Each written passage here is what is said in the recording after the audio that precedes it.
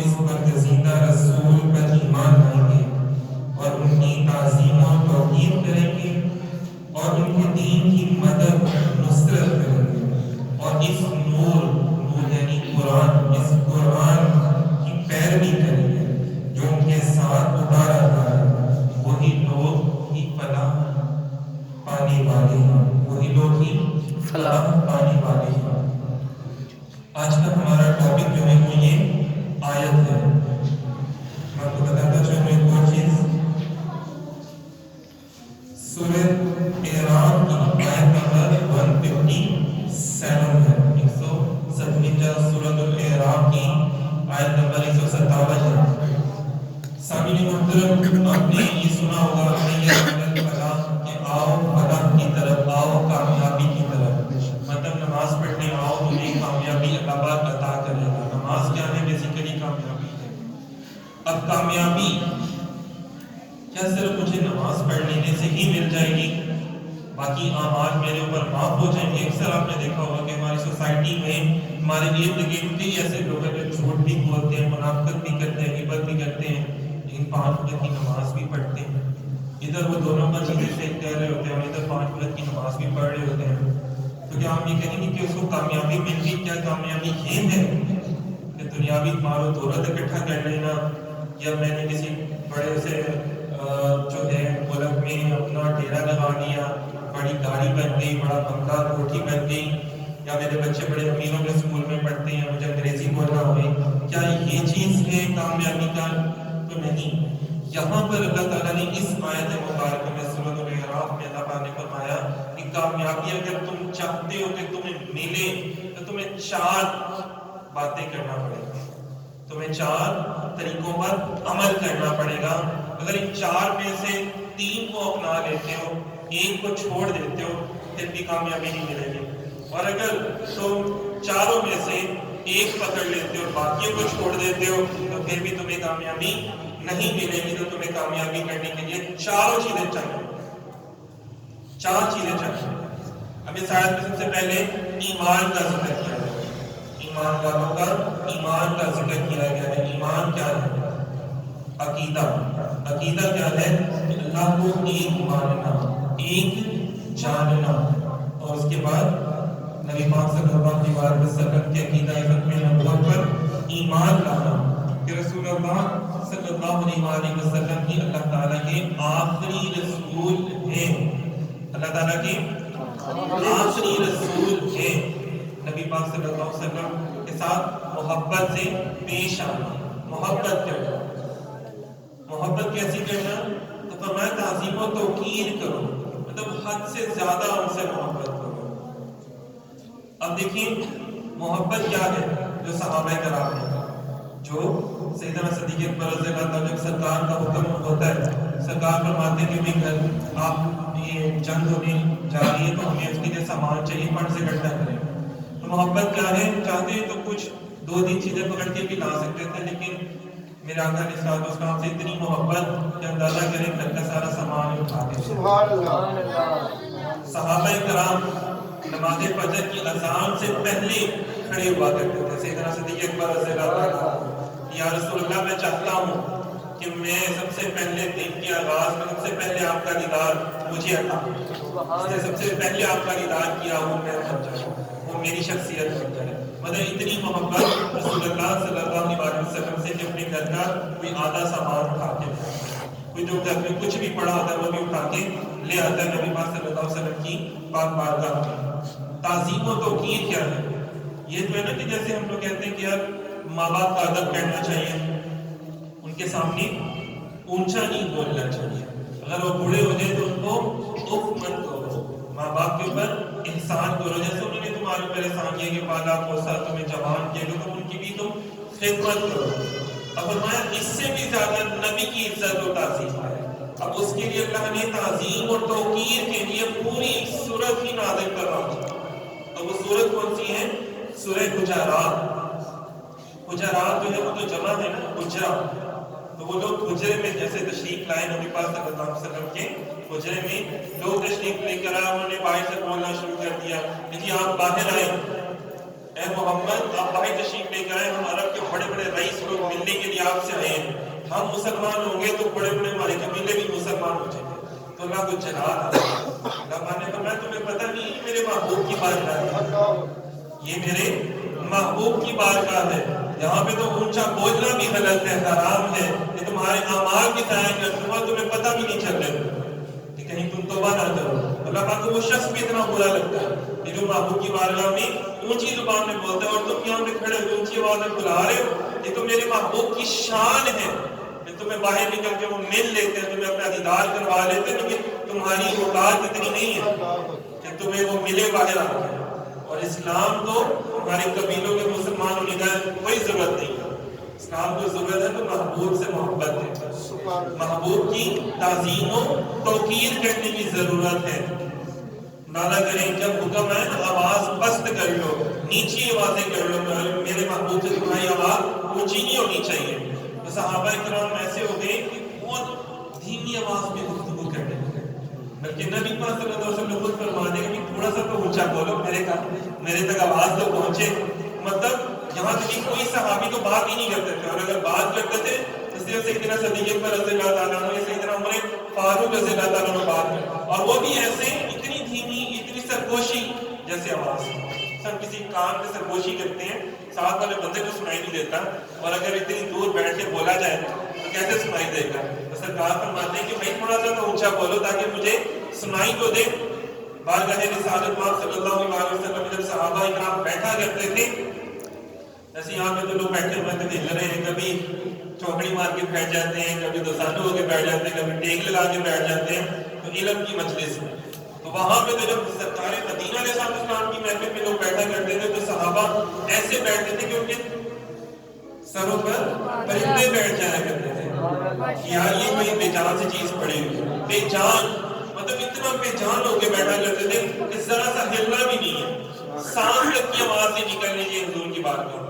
یہ کسی نے ڈنڈا رکھ کے نہیں کہا تھا کہ ایسے کرنا ہے، یہ ڈنڈا نہیں کسی نے رکھا تھا، وہ سرکار سے محبت کیا کرتے تھے، وہ سرکار سے محبت کرتے تھے۔ عروہ بن مسعود جو کہ بعد میں مسلمان ہوئے تو انہوں نے کہا بڑے بڑے بادشاہوں کو جا کے کہ بھئی دیکھو آپ ان کا مقابلہ نہیں کر سکتے، کیونکہ وہ ان کو پیسے نہیں دیتے ہیں، نوکری نہیں کرتے وہ ان کے پاس، لیکن ان کے ایسے غلام ہیں کہ اگر وہ بال کٹوا رہے ہیں اللہ کے نبی اللہ کے رسول تو اپنے ہاتھ آگے کر لیتے ہیں، یہ بال مجھے مل گئے، یہ بال مجھے مل گئے۔ اگر وہ اپنا لعاب زمین پر پھینک رہے ہیں تو وہ زمین سے اٹھا کے اپنے چہروں پر مار رہے ہیں، یا لعاب کو چہروں پہ لگا رہے ہیں، یا کسی کے قدموں کی دھول کون چہروں پہ لگاتا ہے، تو ان کے عاشق ان کے غلام ان سے اتنی محبت کرتے ہیں، اندازہ کر لیں کہ جناب کیا اسے کہتے ہیں ان کے قدموں کی دھول بھی جو ہے جو پاک ہے وہ بھی ان کے لیے اندازہ کریں کہ بہت بڑی حیثیت رکھتی ہے۔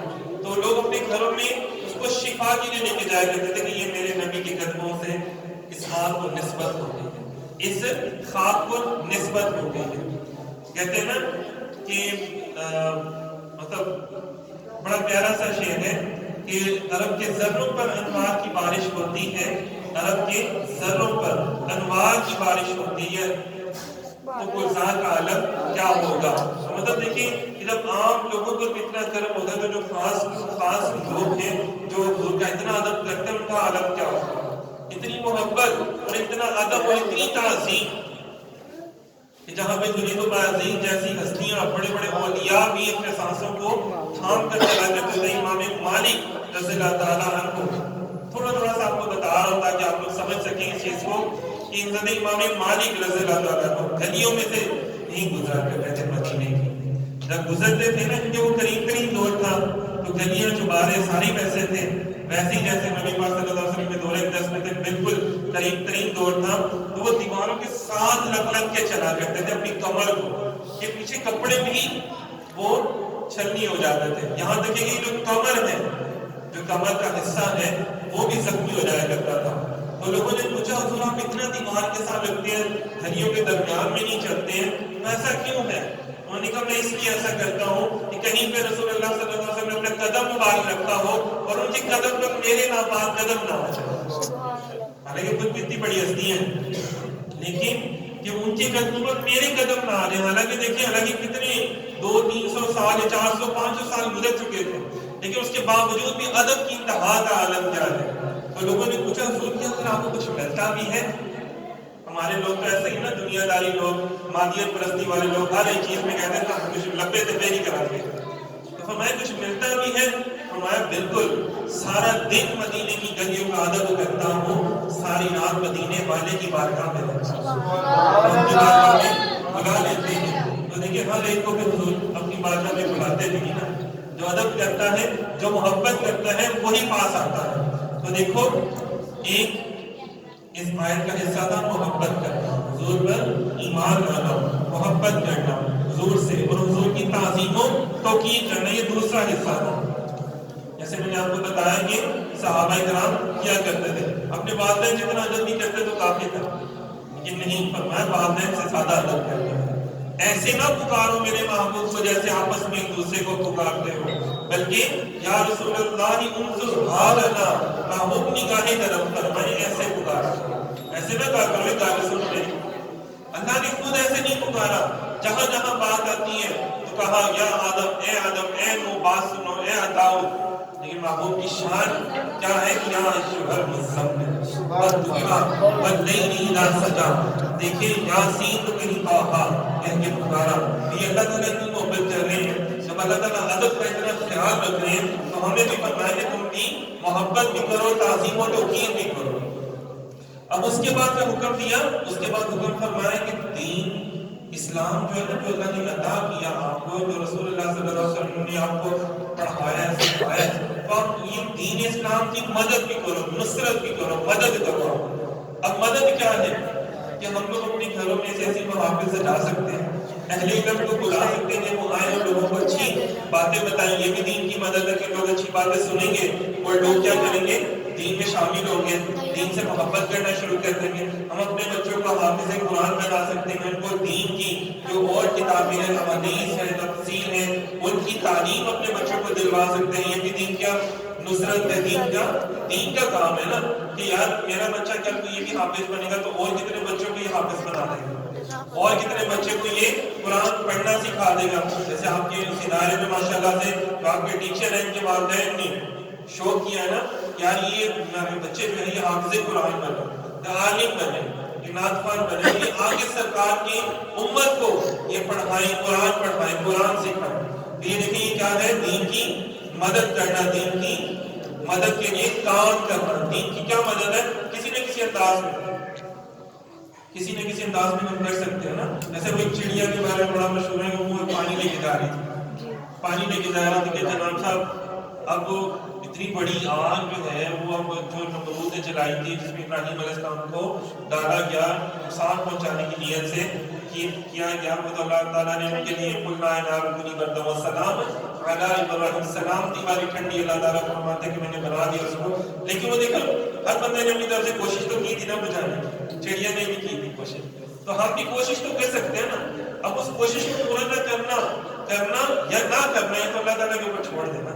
ہمارے ذمہ کیا ہے، لوگوں کو بات بتانا، لوگوں تک دین اسلام کی تعلیمات پہنچانا، لوگوں تک دین اسلام کی معلومات کو پہنچانا، اللہ کا پیغام پہنچانا، رسول خدا صلی اللہ علیہ وسلم کا پیغام پہنچانا. یہ دیکھو صحابہ کی زندگی ایسے ہوا کرتی تھی.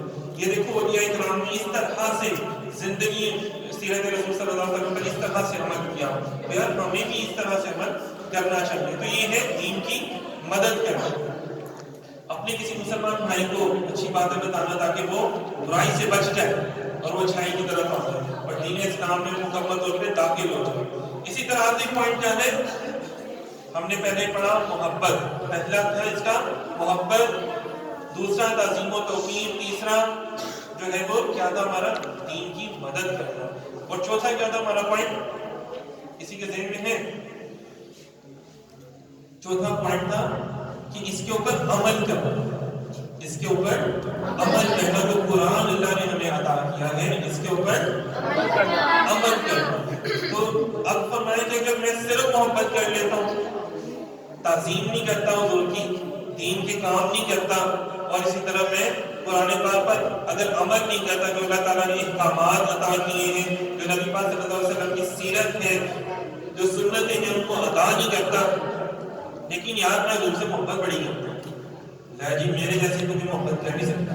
تو اللہ تعالیٰ نے فرمایا نہیں، تمہیں کامیابی نہیں ملے گی، اس کے لیے تمہیں محبت کے ساتھ تعظیم بھی کرنی پڑے گی، ذوق ادب بھی، احترام بھی کرنا پڑے گا. فرمایا میں محبت بھی کرتا ہوں، حضور سے ادب، احترام و تعظیم بھی کرتا ہوں، لیکن قرآن پر عمل نہیں کرتا، دین کا کوئی کام نہیں کرتا، دین کا کوئی کام نہیں. میں کیوں محفل کراؤں، میں کیوں لنگر بانٹوں، میں کیوں صدقہ خیرات کروں، میں کیوں قربانی دوں، میں کیوں جنازہ حج کروں، میں اتنے پیسوں کا خرچ کر دوں، میں فلانا کام ہی کیوں نہ کر دوں، میں باربی کو جا کے کھا لیتا ہوں، میں کیوں بکرا قربانی کروں، اللہ کے حقوق کو پورا کروں. تو مطلب تو پھر اگر وہ تعظیم بھی کرتا ہے، اس سے محبت کرتا ہے، لیکن محبت کی بھی تو تقاضے ہوتے ہیں نا.